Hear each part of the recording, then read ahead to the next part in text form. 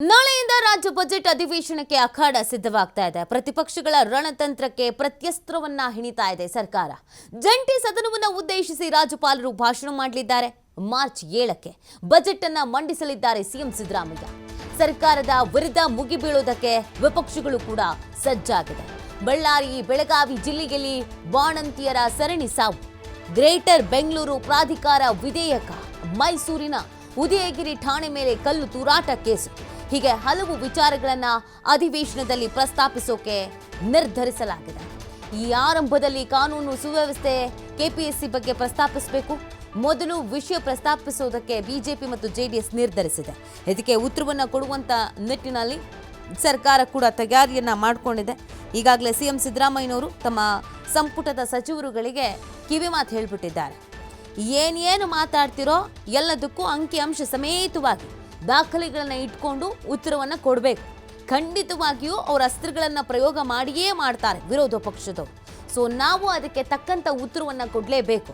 So ಅಲ್ಲಿಗೆ ಬಂದು ಆಮೇಲೆ ಕಕ್ಕಾಬಿಕ್ಕಿ ಆಗೋದು, ಏನೂ ಗೊತ್ತಿಲ್ಲದಿರ್ತಾರ ಸರ್ಕಾರಕ್ಕೆ ಮುಜುಗರ ಆಗುವಂಥದ್ದು, ಈ ಥರದ್ದು ಮಾಡಬೇಡಿ ಅಂತ ಹೇಳಿರುವಂಥ ಹಿನ್ನೆಲೆಯಲ್ಲಿ ಎಲ್ಲ ಸಚಿವರುಗಳು ಕೂಡ ಅಲರ್ಟ್ ಆಗಿದ್ದಾರೆ. ಇನ್ನೊಂದು ಕಡೆಯಲ್ಲಿ ಬಜೆಟ್ ಅಧಿವೇಶನ ಆಗಿರುವಂಥ ಹಿನ್ನೆಲೆಯಲ್ಲಿ ಸಹಜವಾಗಿ ನಿರೀಕ್ಷೆಗಳು ಕೂಡ ಇದೆ. ಈಗಾಗಲೇ ಬಜೆಟ್ ಯಾವ ರೀತಿಯಾಗಿ ಮಂಡಿಸಬೇಕು, ಏನು ಎತ್ತ ಅನ್ನೋದ್ರ ಬಗ್ಗೆ ತಯಾರಿಗಳು, ಸಿದ್ಧತೆಗಳು ಆಗಿದೆ. ಸೊ ಅಧಿವೇಶನ ನಾಳೆಯಿಂದನೇ ಪ್ರಾರಂಭ ಆಗ್ತಾ ಇರುವಂಥ ಹಿನ್ನೆಲೆಯಲ್ಲಿ ಪ್ರಾರಂಭಿಕವಾಗಿ ಅಂದರೆ ಆರಂಭದಲ್ಲಿ ಸರ್ಕಾರದ ಕೆಲವೊಂದಷ್ಟು ಲೋಪದೋಷಗಳು, ಸರ್ಕಾರ ತೆಗೆದುಕೊಂಡಂಥ ಕೆಲವೊಂದಷ್ಟು ಡಿಸಿಷನ್ಗಳಿದೆಯಲ್ಲ, ಅದರಲ್ಲಿ ಒಂದಷ್ಟು ರೀತಿಯಾದಂಥ ಎಡವಟ್ಟುಗಳಾಗಿದ್ದು ಇದೆ. ಪ್ರಮುಖವಾಗಿ ನಾವು ಗಮನಿಸೋದಾದ್ರೆ ಈ ಗ್ರೇಟರ್ ಬೆಂಗಳೂರು ವಿಚಾರಕ್ಕೆ ಸಂಬಂಧಪಟ್ಟಂತೆ ಬಿಜೆಪಿ ಮೊದಲಿಂದಲೂ ಬೇಡ, ಇದರ ಅವಶ್ಯಕತೆ ಇಲ್ಲ ಅಂತ ಹೇಳ್ಕೊಂಡು ಬಂದಿದೆ. ಕಾಂಗ್ರೆಸ್ನವರು ಮಾತ್ರ ಇಲ್ಲಿ ಬಿಜೆಪಿ ಅವರಿಗೆ ಅಭಿವೃದ್ಧಿ ಬೇಕಾಗಿಲ್ಲ, ಬೆಂಗಳೂರು ಅಭಿವೃದ್ಧಿ ಆಗುತ್ತೆ ಅನ್ನುವಂಥ ನಿಟ್ಟಿನಲ್ಲಿ ಹೀಗೆಲ್ಲ ಮಾಡ್ತಾ ಇದ್ದಾರೆ. ಗ್ರೇಟರ್ ಬೆಂಗಳೂರು ಅನ್ನುವಂಥದ್ದು ಏನಿದೆಯೋ ಅದನ್ನು ನಾವು ಮಾಡಿಯೇ ತೀರ್ತೀವಿ ಅಂತ ಹಠಕ್ಕೆ ಬಿದ್ದಿದ್ದಾರೆ. ಸೊ ಆ ವಿಚಾರ ಕೂಡ ಪ್ರಸ್ತಾಪ ಆಗಲಿದೆ. ಎರಡನೇದು ಉದಯಗಿರಿ ಗಲಭೆ ಕೇಸು. ಈ ಉದಯಗಿರಿ ಗಲಭೆ ಕೇಸ್ಗೆ ಸಂಬಂಧಪಟ್ಟಂತೆಯೇ ಕಾನೂನು ಸುವ್ಯವಸ್ಥೆ ಎಷ್ಟು ಮಟ್ಟಿಗೆ ಹದಗೆಟ್ಟಿದೆ, ಈ ಸರ್ಕಾರ ಬಂದ ಮೇಲೆ ಕೆಲವೊಂದಷ್ಟು ಸಮಸ್ಯೆಗಳಾಗಿದೆ. ಕಾನೂನು ಸುವ್ಯವಸ್ಥೆಗೆ ಸಂಬಂಧಪಟ್ಟಂತೆಗೆ ಪೊಲೀಸರ ಮೇಲೆ ಕಲ್ಲು ತೂರಾಟ ಆದಂಥ ಪ್ರಕರಣ, ಮೈಸೂರು ಗಲಭೆ ಪ್ರಕರಣ.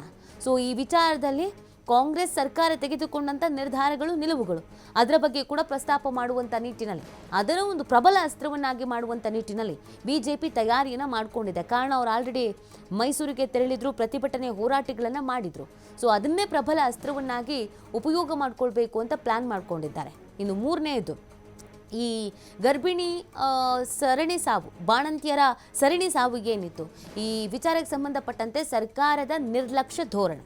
ಯಾಕೆ ಬಾಣಂತಿಯರ ಸರಣಿ ಸಾವು ಆಯಿತು, ಯಾಕೆ ಬಾಣಂತಿಯರು ಆಸ್ಪತ್ರೆಗಳಿಗೆ ಹೋಗೋದಕ್ಕೆ ಭಯಪಡುವಂಥ ಪರಿಸ್ಥಿತಿ ನಿರ್ಮಾಣ ಆಯಿತು, ಈ ಸರ್ಕಾರ ತೆಗೆದುಕೊಂಡಂಥ ನಿರ್ಲಕ್ಷ್ಯವೇ ಮತ್ತು ಸ್ಟ್ರಿಕ್ಟ್ ಆದಂಥ ಆ್ಯಕ್ಷನ್ ಇಲ್ಲದೆ ಇರೋದೇ ರಾಜ್ಯದಲ್ಲಿ ನಿರಂತರವಾಗಿ ಸರಣಿ ಬಾಣಂತಿಯರ ಸಾವು ಆಯಿತು. ಆ ಸಾವಿಗೆ ನ್ಯಾಯ ಯಾರು ಕೊಡ್ತಾರೆ? ಇದು ಸರ್ಕಾರದ ಎಡವಟ್ಟು, ಲೋಪದೋಷ. ಸೊ ಆ ವಿಚಾರವನ್ನು ಕೂಡ ಪ್ರಸ್ತಾಪಿಸಬೇಕು ಅನ್ನುವಂಥ ಒಂದು ಪ್ಲಾನನ್ನು ಮಾಡ್ಕೊಂಡಿದ್ದಾರೆ. ಹಾಗೆ ಗ್ಯಾರಂಟಿ ಯೋಜನೆ, ಈ ಗ್ಯಾರಂಟಿ ಯೋಜನೆಗೆ ಸಂಬಂಧಪಟ್ಟಂತೆ ಒಂದಷ್ಟು ಸಮಸ್ಯೆಗಳು, ಗೊಂದಲಗಳಾಗಿದ್ದೂ ಇದೆ. ಆ ವಿಚಾರವನ್ನು ಕೂಡ ಪ್ರಸ್ತಾಪಿಸಬೇಕು ಅಂತ ಬಿಜೆಪಿ ಜೆಡಿಎಸ್ ನಿರ್ಧರಿಸಿದೆ. ಅದಕ್ಕೆ ತಕ್ಕ ಉತ್ತರ ಕೊಡೋದಕ್ಕೆ ಕಾಂಗ್ರೆಸ್ ಕೂಡ ತಯಾರಿ ಮಾಡಿಕೊಂಡಿದೆ.